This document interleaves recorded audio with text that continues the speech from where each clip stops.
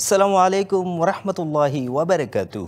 ইন্নাল হামদুলিল্লাহ ওয়াসসালাতু ওয়াসসালামু আলা রাসূলিল্লাহ। দূরে কাছে পৃথিবীর যে প্রান্ত থেকে দেখছেন আপনাদের প্রিয় চ্যানেল ডিবিসি নিউজ, সবাইকে স্বাগত জানাচ্ছি। আমি মুসাদ্দেক হোসেন। পবিত্র কোরআনে আল্লাহ সুবহানাহু ওয়া তাআলা বলেছেন, নিশ্চয়ই মানুষের জন্য একমাত্র মনোনীত দিন হচ্ছে ইসলাম। সেই ইসলামকে বলা হয় কমপ্লিট কোড অফ লাইফ বা পূর্ণাঙ্গ জীবন ব্যবস্থা। সেই জীবন ব্যবস্থাকে জীবন ঘনিষ্ঠভাবে জানার লক্ষ্যে শুরু করছি ডিবিসি নিউজের পর্দায় আমাদের নতুন আয়োজন মার্কেন্টাইল ব্যাংকের ইসলামিক ব্যাংকিং, তাকওয়া নিবেদিত ইসলাম ও তাকওয়া। আমাদের আজকের এই পর্বে অতিথি হিসেবে আমাদের সাথে রয়েছেন বিশিষ্ট ইসলামিক স্কলার, মুফাসসির কোরআন হাফেজ মাওলানা মোহাম্মদ মুজাহিদুল ইসলাম, খতিব বাইতুল আমান জামে মসজিদ, যাত্রাবাড়ি, ঢাকা, এবং শিক্ষক Shamsul Haque Khan school and college, English version, Demra, Dhaka. মুহতারাম, আপনাকে স্বাগত জানাচ্ছি। আসসালামু আলাইকুম ওরহমতুল্লাহ। আসসালামু আলাইকুম ওরহমতুল্লাহি ওয়াবারাকাতুহু। আপনাকেও অনেক শুভেচ্ছা এবং স্বাগতম। বিশেষ করে ডিবিসি নিউজ কর্তৃপক্ষকে আন্তরিক অভিনন্দন এবং শুভেচ্ছা জানাচ্ছি আজকের এই চমৎকার আয়োজনের জন্য। সুই দর্শক, আমাদের আজকের এই আয়োজনে আমরা আলোচনার বিষয় নির্ধারণ করেছি জীবনের পথে তাকওয়ার খুঁজে। তাকওয়া ইসলামিক পরিভাষায় এক গুরুত্বপূর্ণ বিষয়। আজকের এই বিষয়ে আমরা প্রথমেই আমাদের সম্মানিত অতিথির কাছে যে বিষয় জানতে চাচ্ছি সেটি হচ্ছে, কুরআন এবং হাদিসের আলোকে তাকওয়া বলতে আমরা কি বুঝি? আলহামদুলিল্লাহি রাব্বিল আলামিন, ওয়াসসালাতু ওয়াসসালামু আলা রাসূলিহিল আমিন ওয়া আলা আলিহি ওয়া সাহবিহি আজমাইন। কাছের এবং দূরের, দেশের এবং দেশের বাইরের সম্মানিত প্রিয় দর্শক শ্রোতা, আপনাদেরকে আন্তরিক শুভেচ্ছা এবং মোবারকবাদ জানাচ্ছি। আসসালামু আলাইকুম রহমতুল্লাহ। আল্লাহ তাআলা শুকরিয়া আদায় করছি যে আল্লাহ তাআলা আমাদের এই তথ্য প্রযুক্তির এই নিয়ামতকে কাজে লাগিয়ে ইসলামের প্রচার এবং প্রসারে আল্লাহ তাআলা আমাদেরকে ভূমিকা পালন করার সুযোগ করে দিয়েছেন। কালেমাতে শুকর আদায় করছি আলহামদুলিল্লাহ।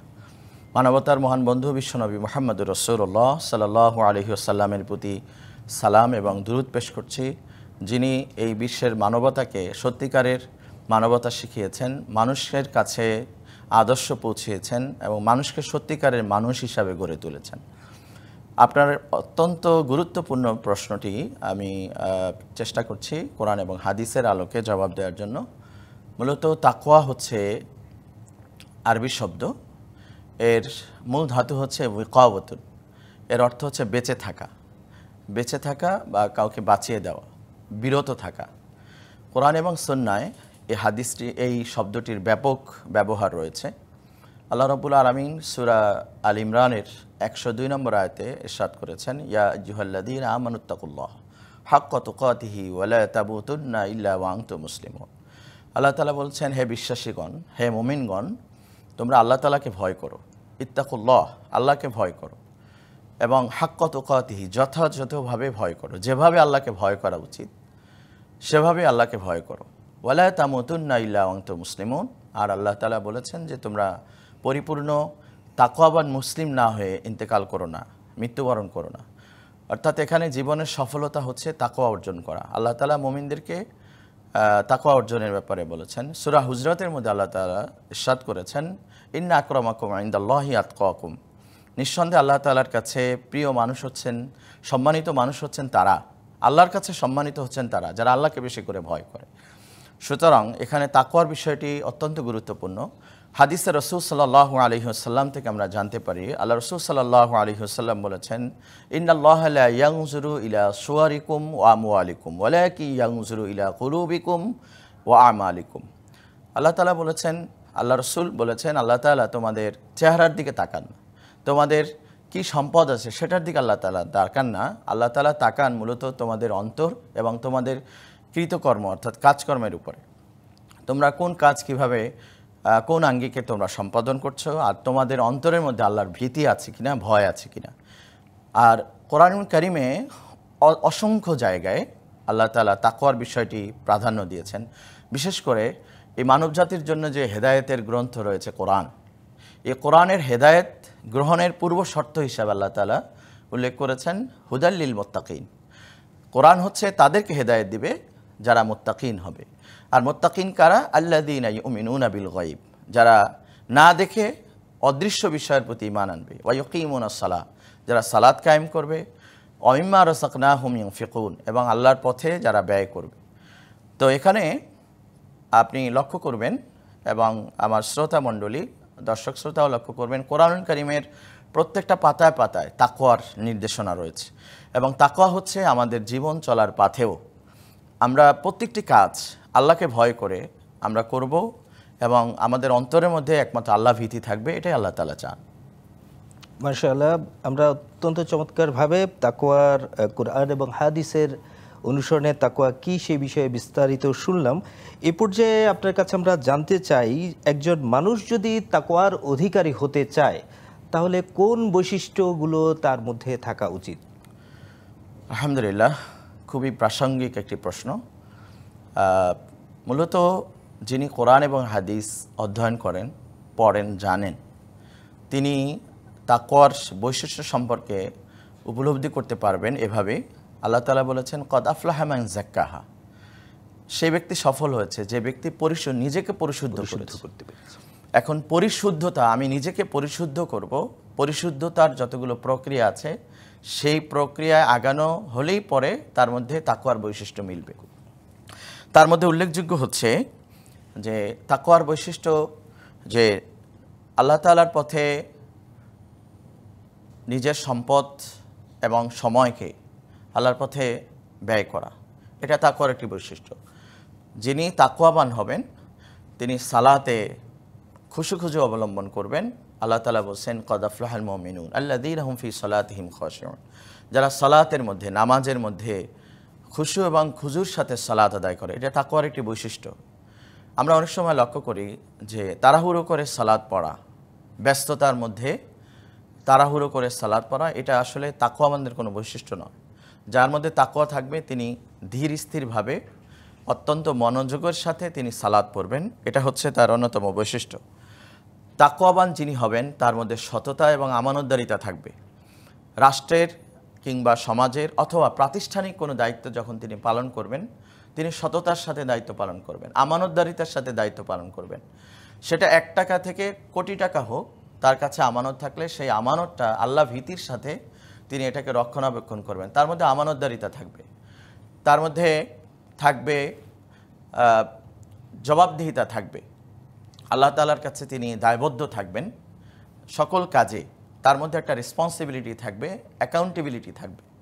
এই অ্যাকাউন্টেবিলিটির জায়গায় প্রথম তিনি আল্লাহকে বসাবেন, তার বিবেকের কাছে তিনি দায়বদ্ধ থাকবেন। এবং আল্লাহ তাআলা কোরআনুল কারীমে তাকওয়ার বৈশিষ্ট্য সম্পর্কে বলেছেন যে যারা রাগ দমন করে, এটাও কিন্তু তাকওয়ার একটি বৈশিষ্ট্য। এটা চমৎকার একটি বৈশিষ্ট্য হচ্ছে রাগ দমন করা। এটা আমরা অনেকে মনে করি যে এটা ইসলামের কোনো পার্ট নয়। রাগ দমন করা, মানুষকে ক্ষমা করে দেওয়া, এটা তাকওয়ার বৈশিষ্ট্য। অর্থাৎ আমার সাথে কেউ যদি অন্যায় করে আমি তাকে ক্ষমা করে দেব, এটা হচ্ছে আল্লাহ তাআলা চান। যে আল্লাহ তাআলা আল কাযিমিন আল গাইজ ওয়াল আফিনা আনিন নাস, মানুষকে ক্ষমা করে দেওয়া তাকওয়ার বৈশিষ্ট্য। রাগ দমন করা তাকওয়ার বৈশিষ্ট্য। এরপরে সন্দেহযুক্ত বিষয়গুলো বর্জন করা, যেখানে গেলে বা যেই সিদ্ধান্ত নিলে, যে কাজের মধ্যে নিজেকে সম্পৃক্ত করলে গুনাহের সম্পৃক্ততা হওয়ার সম্ভাবনা থাকে বা গুনাহে লিপ্ত হওয়ার সম্ভাবনা থাকে, সেই কাজ তিনি বর্জন করবেন, সেই কাজের কাছেও তিনি যাবেন না। যেমন ধরুন আল্লাহ তাআলা সূরা বানী ইসরাঈলে বলেছেন, ওয়ালা তাকরাবুজ জিনা, তোমরা জেনার ধারে কাছেও যেও না। যেখানে জেনার পরিবেশ আছে, যেখানে জেনার এনভায়রনমেন্ট আছে, যেখানে গেলে জেনার সম্পৃক্ত হওয়ার সম্ভাবনা আছে, আমার কান, আমার চোখ, আমার অন্তর, যেখানে জেনার সাথে সম্পৃক্ততা আসার সম্ভাবনা আছে, মুমিন ব্যক্তি, তাকওয়াবান ব্যক্তি ওই জায়গাটাকে বর্জন করবে। মানে নির্দেশনাটা হচ্ছে জেনা না করার কথা বলা হয়নি, বলা হচ্ছে ধারে কাছেও যেও না। ধারে কাছেও যেও না। তাকওয়াবান ব্যক্তি গুনাহে লিপ্ত হবে না, দাবিটা হচ্ছে সেটা তো পরের কথা, সেটা পরের ধারে কাছেও যাবে না। চমৎকারভাবে আপনি বৈশিষ্ট্যগুলো তুলে ধরেছেন। পবিত্র কোরআনে তাকওয়া আরেকটি গুরুত্বপূর্ণ পয়েন্ট যদি আমি বলি তাহলে বলবো যে মানুষের মধ্যে ন্যায় এবং ইনসাফ কায়েম করা, এটা তাকওয়ার অন্যতম একটি বৈশিষ্ট্য। মানুষের মধ্যে ইনসাফ, আদল কায়েম করা। যেমন একজন বাবা, তিনি যখন তার সন্তানদের মধ্যে কোনো কিছু ডিস্ট্রিবিউট করবেন, বিহেভিয়ার, আচরণগতভাবে সকল সন্তানের সাথে তিনি সমান আচরণ করবেন, সমানভাবে তিনি চেষ্টা করবেন আচরণ করার জন্য। তার সম্পদ বন্টনের ক্ষেত্রেও তিনি চেষ্টা করবেন তার কোনো ছেলেকে কম বেশি দেওয়া, মেয়েকে কম দেওয়া, কোনো ডিসক্রিমিনেশন না হওয়া, বৈষম্য না করা, এটা তাকওয়ার অন্যতম একটি বৈশিষ্ট্য, যেটা আমাদের সমাজে আমরা লক্ষ্য করছি। যে একজন মানুষ সে নামাজ পড়ে, রোজা রাখে, জাকাত দেয়, কিন্তু তার ছেলে মেয়েকে যখন সম্পদ বন্টন করে সে কোরআনের নীতি অনুযায়ী সে বন্টন করে না। এটা তাকওয়ার মূলত বৈশিষ্ট্য হতে পারে না। মাশাআল্লাহ মুহতারাম, অত্যন্ত চমৎকার আলোচনা আমরা শুনছিলাম। সুধী দর্শক, মার্কেন্টাইল ব্যাংকের ইসলামিক ব্যাংকিং তাকওয়া নিবেদিত ইসলাম ও তাকওয়ার আজকের পর্বে আমরা তাকওয়া নিয়ে আলোচনা করছি। এই পর্যায়ে নিয়ে নিচ্ছি ছোট্ট একটা বিরতি, ফিরছি খুব শীঘ্রই।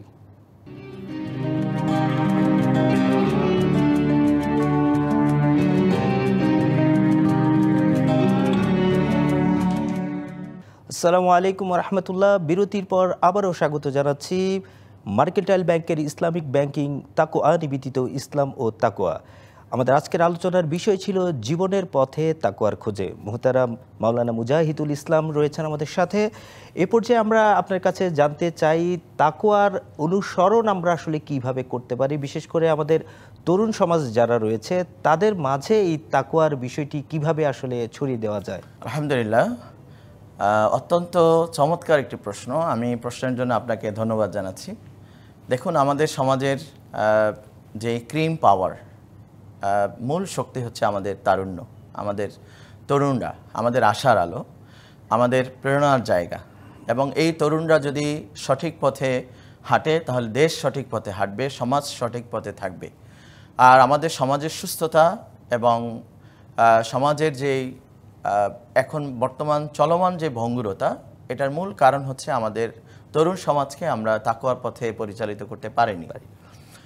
আমরা যদি একটু শুরু থেকেই একটু বলি তাহলে আমাদের প্রথমত আমাদের শিক্ষা ব্যবস্থা, আমাদের তরুণরা যেই শিক্ষা ব্যবস্থা বেড়ে উঠছে, এই শিক্ষা ব্যবস্থাকে ইসলামের আলোকে, কোরআন এবং সুন্নাহর আলোকে, ইসলামী নৈতিকতা, আসলে নৈতিকতা বলতে আমরা যেটা বুঝি সেটা পরিপূর্ণ ইসলামেই রয়েছে, পরিপূর্ণ নৈতিকতা রয়েছে ইসলামে। আমরা যদি ইসলামী শিক্ষার সাথে আমাদের তরুণদেরকে ওতপ্রোতভাবে সম্পৃক্ত করে দিতে পারি তাহলে আমরা তরুণদেরকে তাকওয়ার যে ছোঁয়া, তাকওয়ার যে আলো এবং তাকওয়ার যে সুগন্ধি, এটার সাথে আমরা তরুণদেরকে আমরা তাদেরকে সম্পৃক্ত করতে পারবো।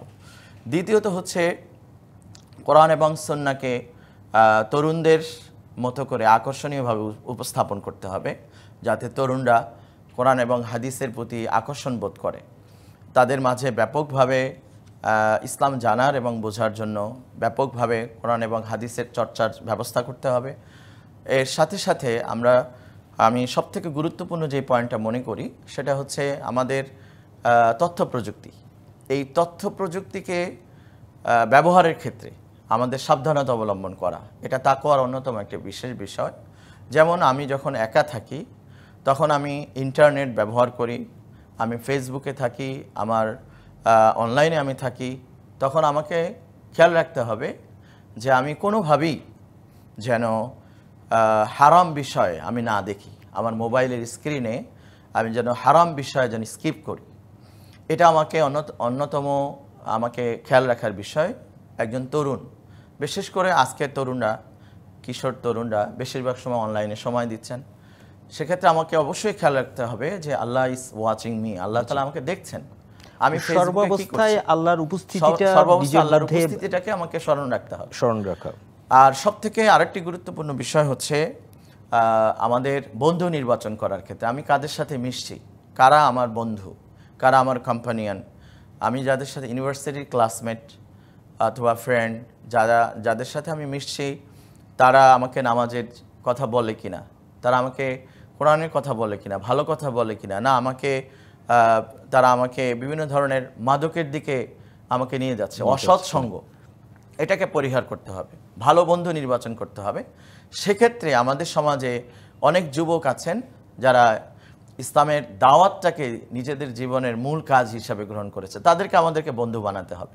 ভালো মানুষকে আল্লাহ তাআলা বলেছেন, ইয়া আইয়ুহাল্লাযীনা আমানুত্তাকুল্লাহ ওয়া কুনু মা'আস সাদিকিন, হে ঈমানদারগণ আল্লাহকে ভয় করো আর সাদিকিনদের সঙ্গী হও।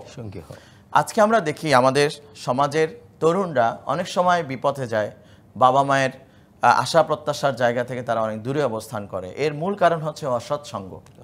অসৎ সঙ্গের কারণে তারা ভুল পথে ধাবিত হচ্ছে, তারা মাদকাসক্ত হয়ে যাচ্ছে, এরপরে তারা বিভিন্ন ধরনের অবৈধ রিলেশন, যেটাকে হারাম। আজকে আমাদের সমাজ ব্যবস্থা দেখুন, এই যে বিয়ে পূর্ব যেই সম্পর্ক, ছেলে এবং মেয়ের মধ্যে যে সম্পর্ক, এটা 80% 90% ছেলে মেয়ে এটার সাথে এখন অভ্যস্ত হয়ে গেছে। অর্থাৎ ইসলাম এটাকে অ্যালাউ করে না। যখন একটা ছেলে মেয়ে তার বিয়ের আগে, তার বৈবাহিক সম্পর্কের আগে যখন সে অবৈধ একটি সম্পর্কের সাথে সম্পৃক্ত হয়, তখন তার মধ্যে তাকওয়ার সংমিশ্রণ থাকতে পারে না। তাকওয়াবান হবেন তিনি যিনি এই অবৈধ সম্পর্ক থেকে নিজেকে বাঁচিয়ে রাখতে পারবেন। আমি তরুণদেরকে দৃষ্টি আকর্ষণ করছি, তোমরা যদি তোমাদের নিজেদের চরিত্র হেফাজত করতে পারো, অনলাইনে নিজেরা আল্লাহকে ভয় করে অনলাইনে ব্যবহার, আমার যতটুকু প্রয়োজন আমি ততটুকু ব্যবহার করব, এর বেশি নয়। সময় নষ্ট করা যাবে না, বেশি ওখানে টাইম পাস করা যাবে না। স্টাডি করতে হবে, পড়াশোনা করতে হবে, কোরআন এবং হাদিস চর্চা করতে হবে, ভালো কিছু। আজকে আমাদের দেশটা একটু পিছনে কেন? আজকে যদি আমাদের মধ্যে, তরুণদের মধ্যে সৃজনশীলতা থাকতো, রিসার্চ এবং গবেষণা করার মতো তাদের যদি আমরা ওভাবে গাইডলাইন করে দিতে পারতাম, আমরা যদি তাদেরকে সঠিক পথে পরিচালনা করতে পারতাম, এবং তরুণরা যদি তাদের মেধা এবং মননকে কাজে লাগাতে পারতো। অনেক তরুণরা আছেন যারা সৃজনশীল, তারা ইনোভেটিভ আইডিয়া তাদের মধ্যে আছে, তাদেরকে যদি আমরা এভাবে কাজে লাগাতে পারি, আমাদের তরুণরা বিপথে যাবে না, বরং আমাদের তরুণদের মেধা এবং তাদের যে সৃজনশীলতা আছে এটাকে কাজে লাগিয়ে আমার দেশটা আরও উন্নতর দিকে এগিয়ে যাবে ইনশাআল্লাহ। চমৎকার কিছু বিষয় আমার মনে হয় আমাদের আলোচনায় আজকে এসেছে। এখানে সর্বাবস্থায় এখানে আল্লাহ ভীতির কথা যেটি, সেটি শুধু এমন নয় যে আমরা শুধু কোরআন এবং হাদিসের চর্চাটা করব, পাশাপাশি গঠনমূলক যে কোনো কাজই কিন্তু আমরা এখানে করতে পারি, সেটিও কিন্তু আমাদের কল্যাণকর কাজের মধ্যেই পরিগণিত হবে। খুব চমৎকার কিছু বিষয় এখানে এসেছে। স্বাভাবিকভাবে যে আলোচনাটা আপনি করছিলেন যে তরুণদের তাকওয়া অর্জনের ব্যাপারে, সেটারই সম্পূরক একটা বিষয় চলে আসছে, সেটা হচ্ছে বর্তমান সময়ে এই যে যেটি আপনি বলছিলেন যে তরুণরা তাকওয়ার অর্জনের পথে এখনো পিছিয়ে রয়েছে, এই ক্ষেত্রে মূল চ্যালেঞ্জ আসলে কোনটিকে মনে করছেন আপনি? যে চ্যালেঞ্জগুলো আসলে এটা আমাদেরকে ফাইন্ড আউট যদি আমরা না করতে পারি, তাহলে আমরা আসলে তাকওয়ার পথে অগ্রসর হওয়ার ক্ষেত্রে আমাদের কিছু গ্যাপ থেকে যাবে। আমি আপনার মাধ্যমে আমি জানাতে চাচ্ছি, কোরআন এবং সুন্নাহ মূলত আমাদেরকে গাইডলাইন দিয়েছে কোন কোন অন্তরায়গুলো এই পথে আমাদের জন্য ব্যারিয়ার হিসাবে কাজ করে। প্রথমত হচ্ছে যে আমাদের নাফস, প্রবৃত্তি, সবসময় প্রবৃত্তি আমাদেরকে খারাপ পথে চালিত করে, নেগেটিভ দিকে আমাদেরকে টার্ন করে। সেক্ষেত্রে আমাদের প্রবৃত্তির গোলাম হওয়া যাবে না।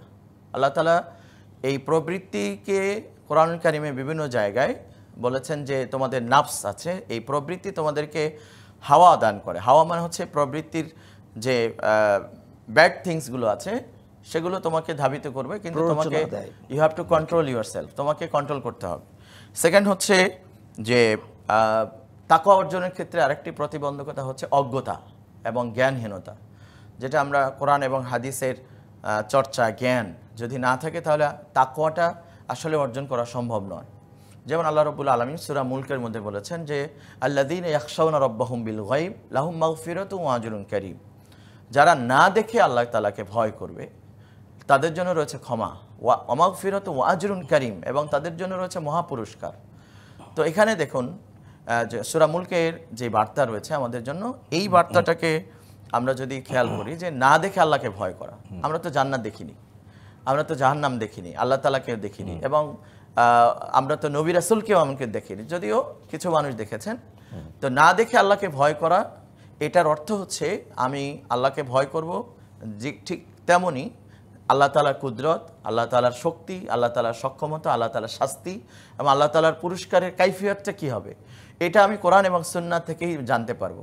আর যদি আমি যদি জানি যে আল্লাহ তাআলার শাস্তিটা এরকম, আল্লাহ তাআলার পুরস্কারটা এরকম, তাহলে কিন্তু আমি আল্লাহকে সেভাবে ভয় করতে পারবো। মাশাআল্লাহ, মোহতারাম, আন্তরিক ধন্যবাদ ও মোবারকবাদ জানাচ্ছি। অত্যন্ত চমৎকারভাবে তাকওয়া সম্পর্কিত বেশ কিছু বিষয় আপনি তুলে ধরেছেন। আগামীতে ইনশাআল্লাহ আবারও কথা হবে। সুপ্রিয় দর্শক, মার্কেন্টাইল ব্যাংকের ইসলামিক ব্যাংকিং তাকওয়া নিবেদিত ইসলাম ও তাকওয়ার আজকের এই পর্বে আমরা তাকওয়া সম্পর্কিত বেশ কিছু বিষয় জানার চেষ্টা করলাম।